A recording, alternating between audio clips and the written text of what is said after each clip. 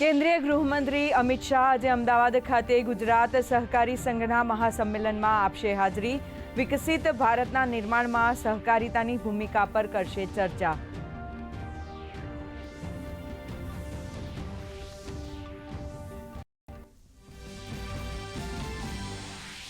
ગૃહમંત્રી અમદાવાદમાં પલ્લવ ઓવરબ્રિજ અને વિવિધ વિકાસલક્ષી કાર્યોનું કરશે લોકાર્પણ. સાથે જ મહેસાણામાં નર્સિંગ કોલેજના નવનિર્મિત ભવન અને રેડી ટુ કુક ફ્રોઝન બટાકા પ્રોસેસિંગ પ્લાન્ટનું કરશે ઉદ્ઘાટન.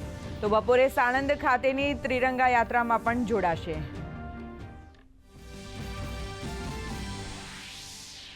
વૈશ્વિક મંચ પર પાકિસ્તાનનો ચહેરો ખુલ્લો કરવા મોદી સરકારે 7 સર્વદળીય પ્રતિનિધિમંડળની કરી રચના. સાંસદો અને નેતાઓ 4 થી 5 દેશોનો કરશે પ્રવાસ.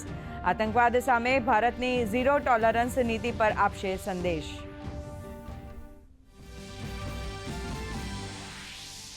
ભારતે બાંગ્લાદેશને આપ્યો આંચકો. રેડીમેડ ગાર્મેન્ટ્સ અને પ્રોસેસ્ડ ફૂડ સહિત અનેક ભૂમાર્ગથી આવતી વસ્તુઓની આયાત પર લગાવી રોક. આ પ્રતિબંધો ભારતથી નેપાળ અને ભૂટાન જતા માલ પર નહીં થાય લાગુ.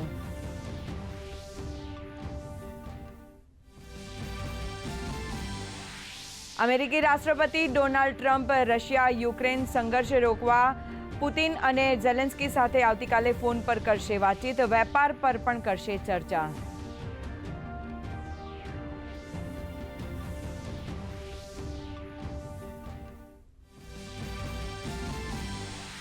નવા પોપ લિયો 14ના આજે શપથ ગ્રહણ સમારોહ. વેટિકન સિટીના સેન્ટ પીટર્સ સ્ક્વેરમાં યોજાશે આ ભવ્ય સમારોહ.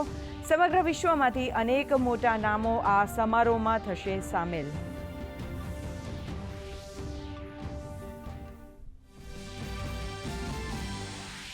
રાજ્યમાં આગામી દિવસોમાં છૂટાછવાયા વરસાદની આગાહી. આજે સૌરાષ્ટ્ર તેમજ સાબરકાંઠા, અરવલ્લી, પંચમહાલ, દાહોદ અને મહીસાગર સહિત અન્ય 13 જિલ્લામાં ગાજવીજ સાથે વરસાદની આગાહી.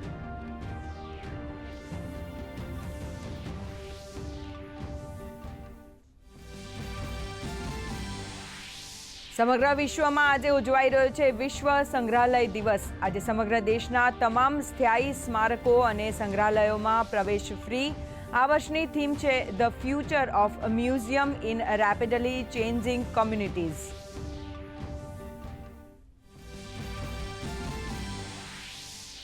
અને આઈપીએલમાં સુપર સન્ડેમાં 2 મેચ. પ્રથમ મેચ રાજસ્થાન અને પંજાબ વચ્ચે, તો સાંજે દિલ્હી અને ગુજરાત વચ્ચે થશે ટક્કર. ગઈકાલે વરસાદ વિઘ્ન બનતા મેચ રદ થતા કેકેઆર પ્લે ઓફની રેસમાંથી બહાર.